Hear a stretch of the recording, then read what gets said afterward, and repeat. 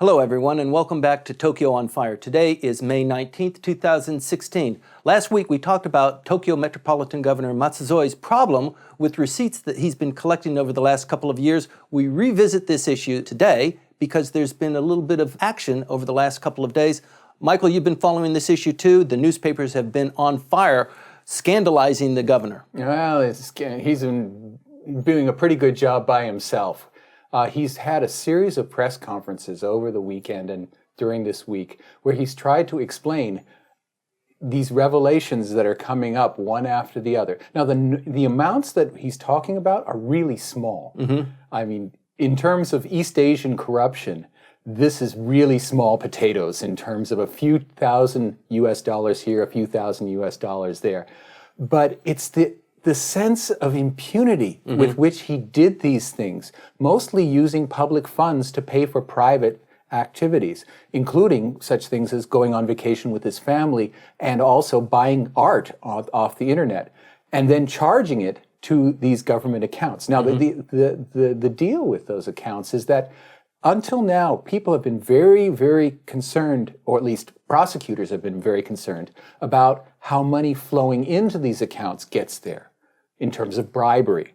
But how the politicians use them after they get the money, they haven't been so concerned about that. Masuzoe's case is opening up this in a big way. Right. Well, the politicians have actually crafted the law so that there is plenty of wiggle room just in case they might get caught at some point in the future. So the law is rather weak in some areas about how the use of funds and how they're spent for some of the things that he's spending them on. He's got a little bit of wiggle room, but I think I changed my mind since last week about the improprieties that he has kind of been following in the use of the public funds. Well, I agree with your point from last week that, everybody does it.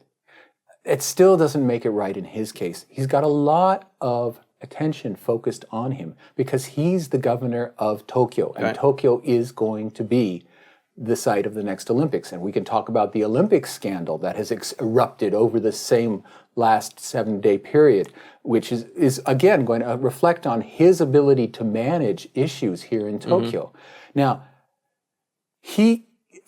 the amounts are really small. We're not talking a Malaysia-style $1 billion disappearing or reappearing here kind of thing. It's a few $1,000s. Mm-hmm.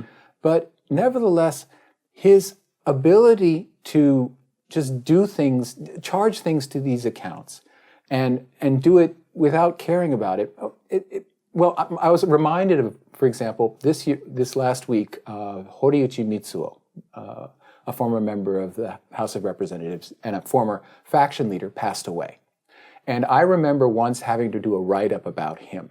And I found in newspaper accounts that he and his family, they are the people who run the Fujikyu railway company, had built a school on the beach in Izu.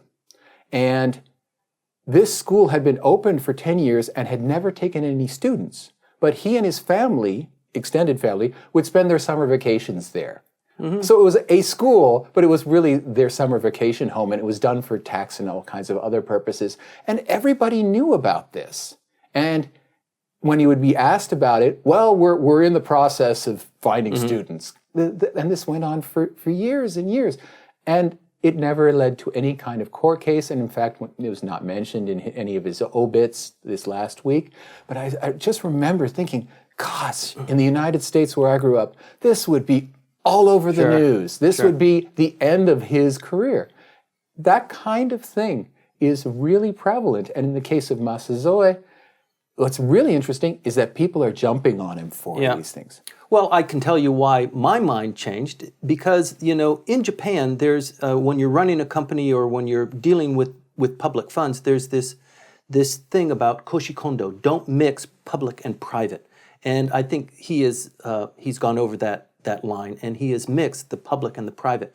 And not only that, but in his press conferences, it looks like he's really avoiding any remorse, any apology. I mean, he apologizes, and he says that, I have a good reason for doing that, but it really looks like he's not really apologetic about being caught for these violations that for normal people, they say, look, you can't get away with that sort of thing.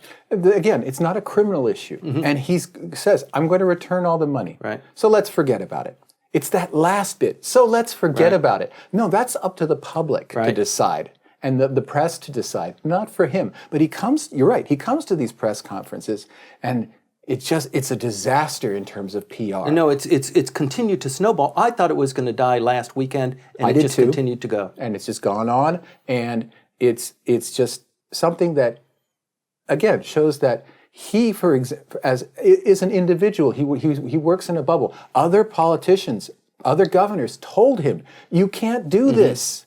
This is not going to work for you. Right. And he just tried to bull his way through it, and he's still doing so. He went about his business. He went to Fukushima Prefecture on Wednesday, promoted the tomatoes there because showing that they're not contaminated with radiation, and making all kinds of promises about how these are yummy. Yes, they are. Tokyo is going to help Fukushima recover, etc. Okay, maybe. But everyone wants to know about the funds. Everyone wants to know about these perks that you've given yourself on your own that are not really yours. Right. And it's this idea that you can just use public money any way you want to is something that until now has been not kept under the rug, but now it's coming out. Right. Well, it bears mentioning once again, he is the governor of Tokyo. He's not the mayor. He's the governor of a prefecture that consists of several wards, 28 wards. How many 23 wards? The 23 wards, then all the cities, and then all of the various villages and all of the islands going to the south, all the way down to the Ogasawaras. It's a huge, immense physical space, and it's a huge population. It's 13 million people. Right. It's as if he's the equivalent of the president of a country, and he is therefore, he's got a lot of focus on him. All of the media companies are based in Tokyo, all the magazines, all of the newspapers.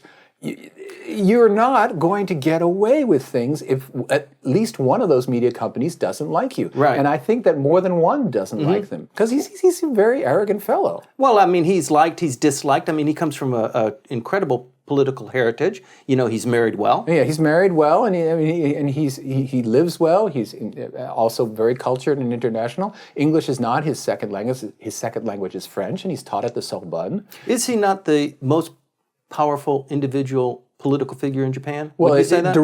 the most powerful directly elected one, yeah. And that demands a higher standard of behavior. Right. And he hasn't picked it up his game, that's all. The Tokyo Metropolitan Governor Masuzoe perhaps needs a better political consultant or maybe crisis manager. Please stay tuned. This is not finished yet.